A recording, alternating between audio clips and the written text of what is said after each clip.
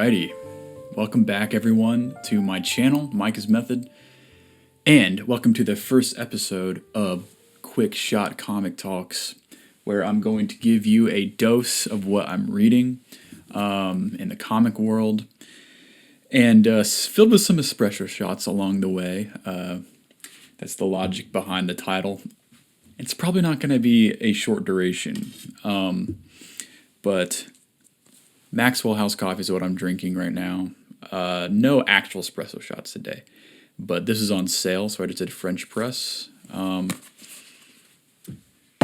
yeah, episode 1 is going to be Black Cat issue 9. And I'm really excited to talk about this issue because this is a new series written by Willow Wilson with art by, Andres Genele and Gleb Milnikov, colorists Rochelle Rosenberg and Brian Reber, and then letterer Joe Carmagna. I love Black Cat, and I saw that this was going on, but where I live right now, it's hard to get my hands on new comics. Unfortunately, there is no LCS nearby, and I was blessed enough to visit family in my hometown recently with Matthew, like we mentioned in our Free Comic Book Day Zine Rack episode, which I will link if you want to watch a really long format video about us just yapping about all the free comics that we picked up, which is a good time to chill. But yeah, so I got to stay in my hometown for a week and got to do a bunch of different stuff, see family, make some music, and meet some people as well. And one of the highlights was going to the comic book shop. And I picked up a good handful. This is the week that Ben 10 issue 1 came out, and I'm really excited about that. I've read it, and I'm going to be making another Quick Shot Comic Talk about that coming up soon. But yeah, among the lot was Black Cat issue 9. And on top of that, I was so blessed by my mother. One of the unfortunate things about Matthew and I not living in a place with a accessible LCS, local comic book shop, is that we missed out on the Superman Spider-Man first printing, and we only were able to join with the Spider-Man Superman crossover. Very weird naming system. I don't know what DC and Marvel were thinking with that, but when we got back from the trip, our mother actually stopped by a comic book shop near where she lives, and she managed to find some cool variants of the Superman Spider-Man first printing that we were really having FOMO for not picking up, and we'll be reviewing that as well to pair with the review for our Spider-Man Superman crossover review. But the variant that I was able to pick up is the Black Cat variant. I am not a fan of Power Girl, so honestly, I think she sort of doesn't need to be on this. But the way that this artist draws Black Cat is very stellar. Just look at that. So, I don't really have that many Black Cat old issues from sort of this golden era of Peter and Felicia's relationship. But I've always been a Black Cat guy. In my heart, I will always be partial to MJ and Peter, but I love some Black Cat. And that started for me, I think, all the way back in Spectacular Spider-Man to this day. That is my favorite adaptation of Black Cat's character. And I actually got to unearth this gem from my childhood, which is my action figure for Spectacular Spider-Man, if it will focus. Isn't that cool? I see customs all the time on Instagram of people who create Spectacular Spider-Man variant figures using like modern molds, like Marvel Legends molds and stuff. And I've seen some pretty cool ones out there, but this is the original. But yeah, I believe that episode where she appears is called Persona.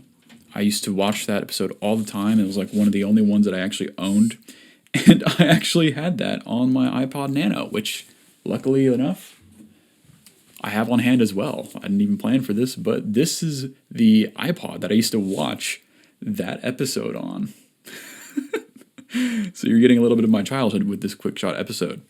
And so I've always been fascinated by Felicia's character. You know, not only is she gorgeous, which is like, I guess, an initial drawing point for her character, but her character is actually interesting. I find her more interesting than Catwoman. Sorry, I'm not the biggest Batman fan. I mean, I love Batman, but, you know, I just think Peter and Felicia are more entertaining than Bruce and Selina. Because Felicia is very competent, and her background is a little bit more interesting to me. And I think her placement in the roster of Spider-Man characters is a little bit more interesting. It's like there's not this pressure on her character to be Batman's Catwoman or to be MJ for Peter. And part of the reason why I was drawn to this comic is because I saw people chattering about it online. And I was like, dang, I kind of want to read this, because what basically happens in this issue is Felicia and MJ get sucked into this time travel phenomenon, or I guess mixed with parallel universe type vibes, but they get sucked into this, I believe it's called Siege Perilous portal. It sends them back in time. And we get to see basically It's a Wonderful Life, but with Black Cat and MJ. And we have these pretty good panels of Felicia sort of sporting this very specific, like, like goth look. It's just goofy. She's sporting like this t-shirt, I guess, for a fictional band. And she runs into Peter. She's like, where am I? Like, why do I look like this? And basically, as the story progresses, she finds MJ in the park, and MJ is also in a younger version of her body. And they basically decide to feel it out. They don't know what's going on, but it's interesting that they're back in this time period. And we get things like Gwen dating Flash, which is interesting. And Peter and Flash are actually on really good terms. Like, they embrace one another. They seem to be friends. And so what Felicia's noticing is that this seems to be some type of reality where the spider has never affected Peter Parker and everyone in his life, you know, for that ripple effect of getting bitten by the spider. Which is a really cool pitch, especially for like a one-shot type filler comic, because I don't think this specific issue plays as big a role in the larger story that G. Willow Wilson is writing, which I am definitely going to go back and read now, because this kind of piqued my interest, honestly. And you really get this painted sort of snapshot panels of what Felicia and Peter and MJ's lives would have looked like without the effect of all this spider nonsense. And so Felicia and Peter actually get married. They fall for each other pretty hard. MJ actually just like pursues her dreams to be like, you know, this model, this celebrity. And, you know, MJ is like an it girl, like a Hollywood it girl.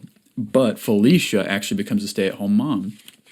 And you get to see them sort of live a life that wouldn't be possible in this mainline continuity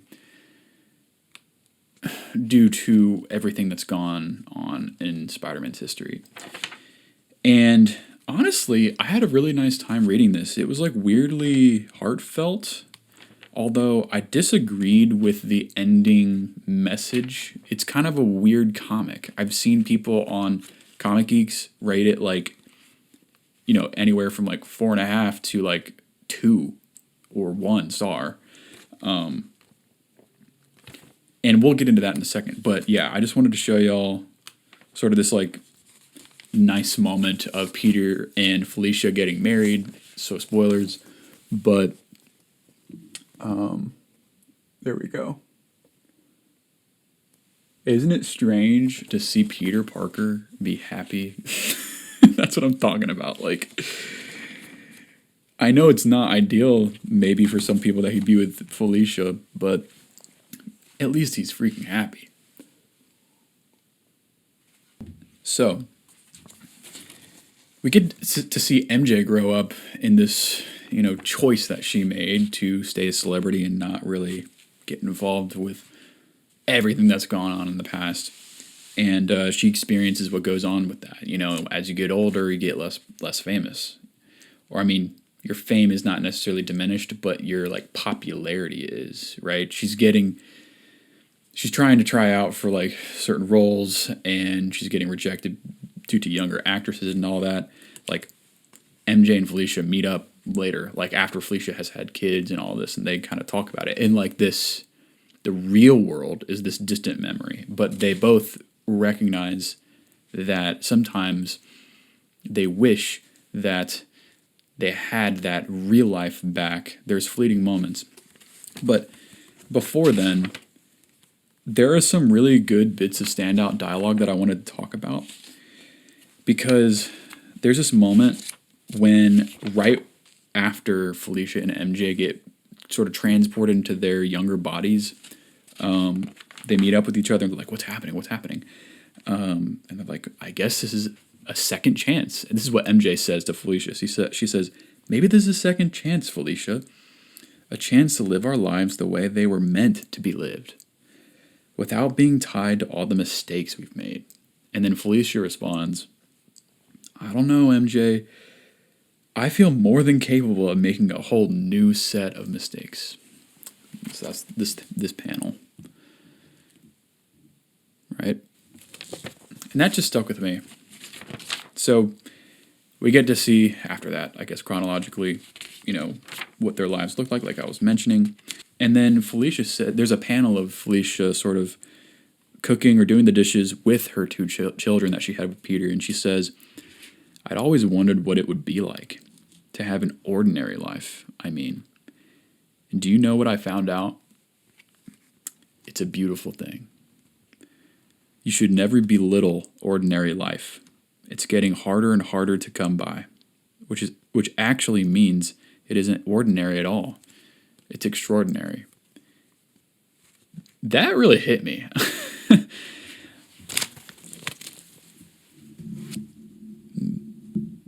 Isn't that sweet? It's nice to see people uplift ordinary life.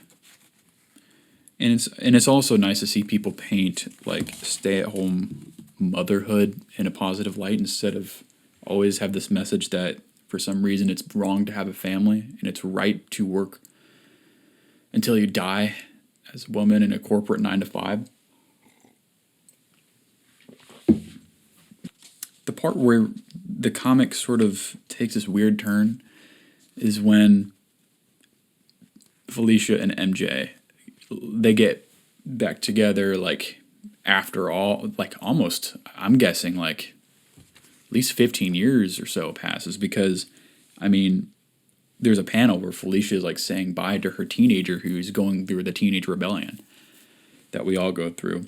You don't understand me, Mom, blah, blah, blah.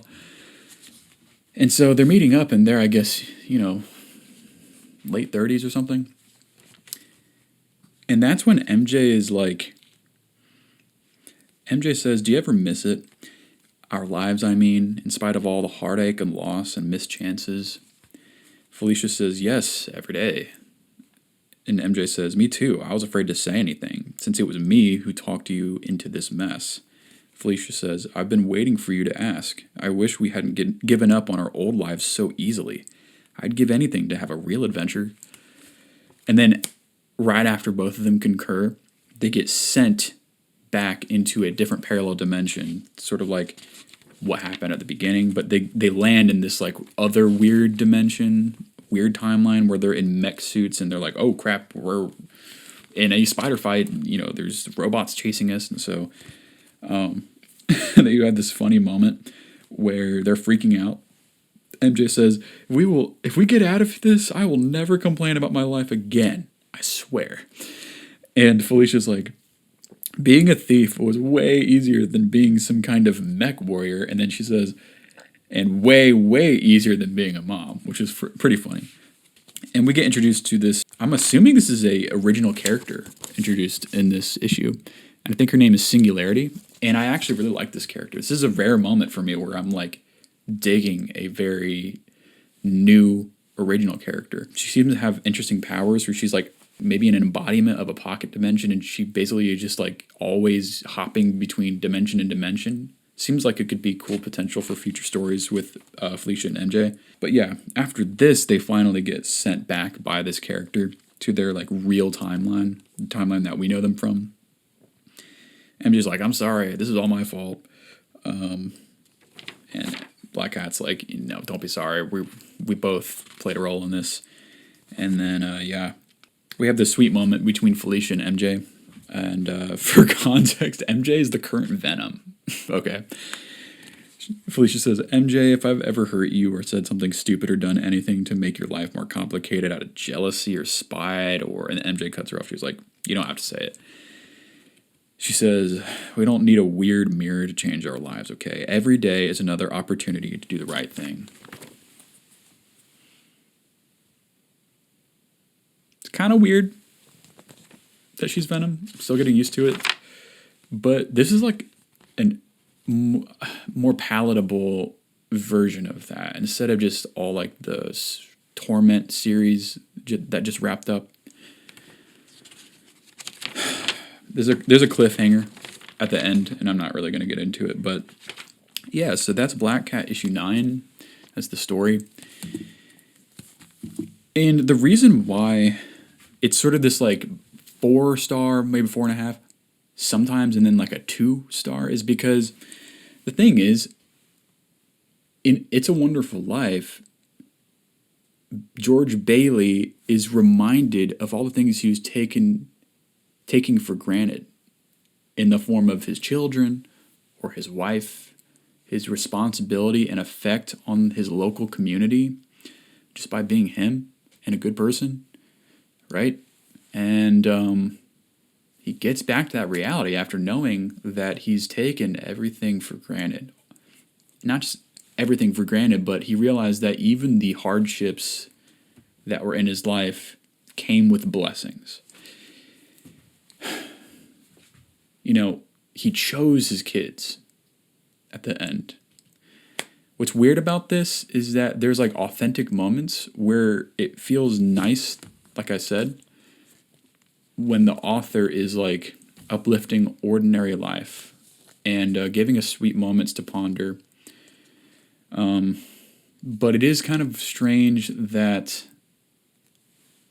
the timeline that is chosen is the one without kids. Like, it's more understandable for MJ, I guess, because I guess in this, MJ sort of becomes a washed-up actress. That's not exactly a fun thing to experience, I'm sure. But for Felicia, she chose a good life. She got to live a good life with Peter. And they had children. And it's just a little strange that, like, she still wants adventure. And, you know, at the end of it, they're like, we should have never taken our old lives for granted, blah, blah, blah. But it's like, Felicia's life that she got in this wasn't bad. It was actually good. So it's a little bit of mixed messaging, you know? And I don't think they're going to explore the emotional depth and traumatic effect it probably has on Felicia's character to have children who live to be teenagers and then suddenly not, you know? So that's kind of frustrating. It's like semi-heartfelt and then weird at the same time because it's like an inverse of It's a Wonderful Life. Nonetheless, I am grateful for those little moments. Like I said, like I mentioned, I guess, when Felicia talks about how beautiful ordinary life is and how really ordinary life is rare to come by now. So it makes it extraordinary. Which is a good thing to ponder, you know? Our lives are so weird now. We have technology that keeps us addicted into cycles of thought. And comparing ourselves to other people is this constant berating of ourselves in the mirror. Even if we're not actively thinking or saying things to our own identity and ego to like hurt ourselves. It's like it's still a subconscious engine right now where we're going on social media and placing our value in ways that is not healthy, right? Not only that, but the way that we work now is really weird. It's not honorable like it was in the past for the majority of human history, where it's just like we're working on the land. We have technology advancing at a rapid rate that's replacing people's jobs. Things are just weird. So ordinary life really is something to cherish. And I'm really glad that that story was told with Black Cat and MJ. And I'm glad to see Peter actually married to someone again and happy, even if it was just for a short glimpse. And now I'm a little bit more on board for Peter and Felicia to be together, because I'm not really happy for the way that MJ's character has been handled. If you're not going to undo one more day, then maybe we should just do this. The other thing that stuck out with me that I mentioned earlier was when MJ was sort of being this naive influence on Felicia by saying, maybe this is a second chance for us, And it's like, MJ is kind of being like surface levels. She just sees a chance because when she gets transported back, she's in the middle of like Shakespeare in the Park. Man, it's hard to show you this. See that? So she's like, oh, I am younger and I have a lot more potential now. So maybe I should take this acting thing more seriously because, I'm going to be a model actress. So MJ sort of takes this selfish route, and it's naive. And she thinks that living or starting over is a chance to not make mistakes. And I really like that Felicia pushes back and says, I don't know, like, I'm not going to underestimate my ability to make new mistakes. And that's a really good thing to talk about, because I'm always thinking about what I could have done differently. I'm not exactly in the best phase of life right now. I don't think many of you are that are watching. I mean, no one really is. And I think about my mistakes a lot. Too much. But yeah, what Felicia said stuck with me. It's like, yeah, I mean, I could undo the things that I regret the most or I'm most ashamed of, but I could also make the same amount of grave mistakes. So we have to live in the present moment. And we have to value the blessings we have around us and not keep comparing our lives to one another. So even though I wish that this was handled with more maturity, with the aftermath, like, it makes no sense why you'd sacrifice your children. And I don't think that, like, Felicia meant to do it. She was just saying that, when you're older and you have those moments when you long for the adventure of your glory days, I don't think she was maybe saying, like, or intending for that to activate that cosmic shift that happened that sent them back in time. But still, it's a little bit sort of lazy, in my opinion, to introduce that concept of like a character having children and having true love. And just because we have to go back to the mainline story, because it's like a filler comic, you're not going to explore that. Come on, that's a cop-out. I honestly would like to see a longer story of Peter and Felicia together like that. I like their dynamic. But I also just like seeing some of these legacy characters in healthy relationships, That's why it was devastating when they changed the Superman continuity when Bendis took over from Peter J. Tomasi, because I loved the Lois Clark and John Kent dynamic.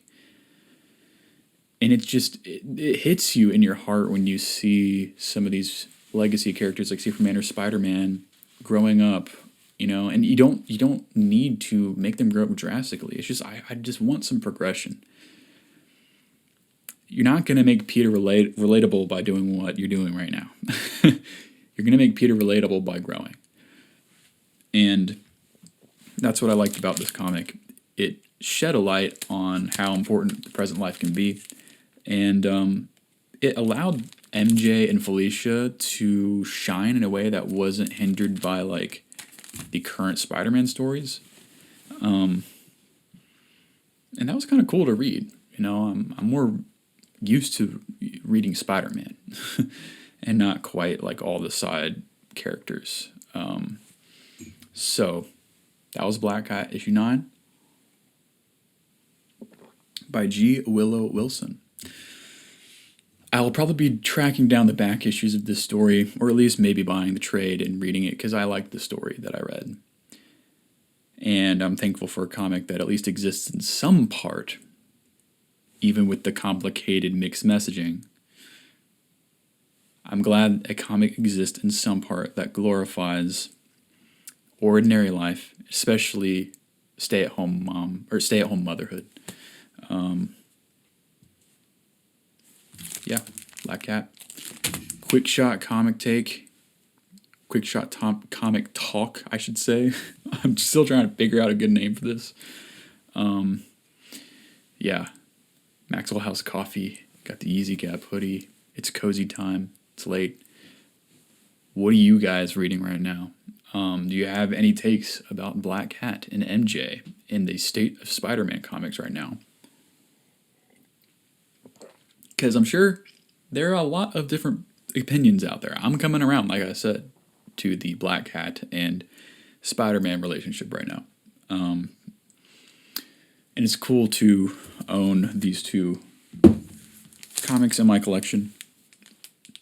So I'll be reviewing Swamp Thing soon. Ben 10. Probably the Sonic X DC crossover. Some older comics that I read recently too in this series. Some like Legion of Superheroes, Teen Titans, Nightwing. Oh yeah, I forgot to show you guys this. I ordered a compact comic edition of Leaping into the Light by Tom Taylor, and I thought it looked cool with the Black Cat issue. Isn't that cool? It's like the blue and purple vibe going.